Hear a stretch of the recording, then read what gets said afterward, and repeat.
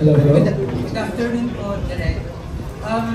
Ito po ba yung first time na magdidirect kayo for a digital series?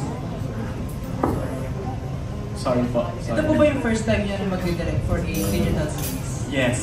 Yes. Okay po. Ano po yung immediate reaction niyo po nung nalaman niyo na kayo po yung magdidirect ng season 2? Actually, correction pala. I already did the DL series in 2020, but that was during the pandemic. So ito yung parang full-blown on-site production. So I still treat it as a first. Tapos, yung reaction. Immediate reaction niyo po nung nalaman niyo na kayo po yung magdidirect? Ako feel ko sobrang swerte talaga. Kasi it was our AT, associate producer, si Iris Lee, who pitched me as the possible director. And actually, matagal ko na itong pinapangarap kasi nagkaroon na rin ako ng meeting with sila Boss Val. Way back, like I think 2019, 2020, doon lang pandemic. And I've always expressed my desire to make a youth show. So, kasi feeling ko doon talaga ako mas nagko-connect with. So, yeah. Follow up lang po. Correct me if I'm wrong, nai-direct nyo na rin po yung Don Bell dati, di ba? For Uninconvenient Love. Yes. Ano po feeling na after ng Don Bell, may i-direct ulit kayong fastest rising love team through Ashless? Yun nga, actually, yun nga, parang natutuwa ako kasi parang I think when I got to work with Don Bell, that was after their success sa Is Into Her. So, ito parang after din ng success ng Amutya ng Section E. So, I really see their drive and parang when you get up close kasi dun sa magic of what makes them successful, ang priceless din nun. To be able to have a hand in that and to contribute to that. So yeah, sana nag-enjoy kayo sa ating collaboration and I hope magtuloy-tuloy pa. Sana pelikula. Oh! Yeah. And for Ashtin and Andres, may pinapakot na question yung isang fan niyo. Sabi niya, since AMC 2 will be much heavier and much darker than the first season, marami rin changes with JJ and Kiefer. How do you prepare the nuances of the characters without losing the essence of Jayfer na minahal nila nung season 1? Ako siguro, nagsistick lang ako dun sa script. And bukod doon, tinatanong din namin sila direct kung tama ba yung pinapakita namin, yung mga nuances ba, okay ba. Eh kung hindi naman, nandyan naman lagi si direct para i-guide kami pabalik. Yeah, yun nga din. Parang, I think really the essence of the Jayfer tandem talagang, of course, it's what we do for the camera and how we attack these scenes. But really, kapag nalalost kami, we just really have to look back and, ask our director, kung anong pwede or anong pwedeng gawin dito. And it's really mainly just that. So, yun. And last question na rin, successful yung season 1, marami rin nag-abang ng season 2. And yung Minamahal is a blockbuster hit. I think kung nagtagal siya ng 5 weeks sa mga sinihan. With that performance, meron bang pressure sa inyo knowing na kayo yung isa sa mga rising love teams of this year? May pressure, oo, pero tinatry ko siya i-set aside. Kasi hindi talaga ako hindi po ng tao na nag-work ng maayos kapag under pressure. So ang nilalagay ko sa utak ko na kailangan ko lang mag-enjoy. Tapos, ibigay yung best ko. Kasi pag binigay ko yung best ko, kahit anong outcome, I think okay na ako doon. Yeah, yun nga din. Talagang it's all about really enjoying the process. Kasi I feel that kapag, whether any project you do, if everyone really is connecting and enjoying what they're doing and everyone's having a good time, feeling ko talaga makakita yan, nagta-translate yan sa screen.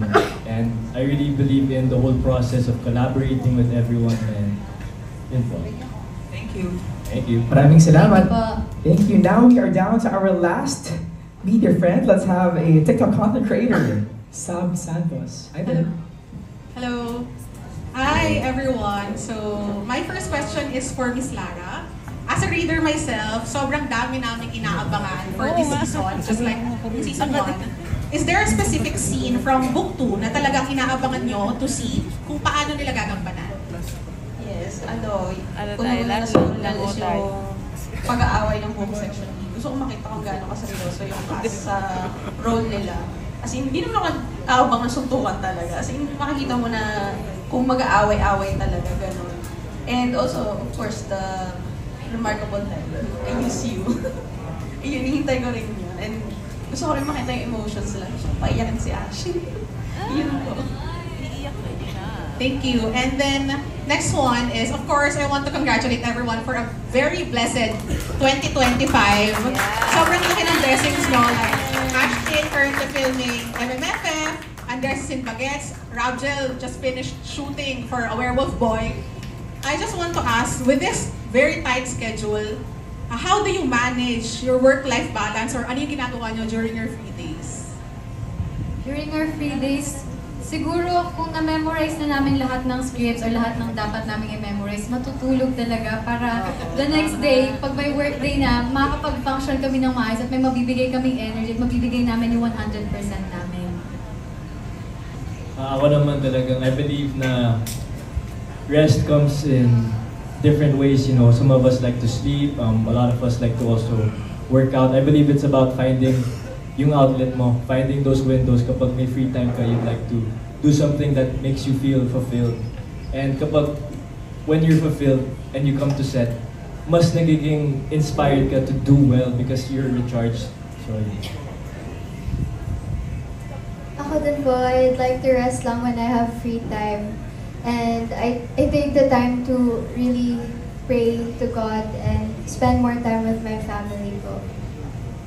Ako naman po paano ko nababalance, parang buhay ko na rin kasi yung trabaho ko, gano'n ko siya tratuhin. Parang feeling ko pag hindi ako nagtatrabaho, parang mas nalulungkot pa ako pag di ako nagtatrabaho. So, buhay ko talaga siya. Ayun, so balance talaga siya. Okay, and then for my last question, we've seen the trailer naman, and then you have already shoot naman a few scenes. Is there a specific scene for the main cast na nakita nyo yung co-actor nyo or co-actress nyo na masabi kayo na grabe, ang galing nga ng umarte? Andres po. Ang galing niya talaga. Kagabi may sinod po kami, di ba, Direk? May sinod po kaming heavy scene. Grabe, ang galing ni Andres.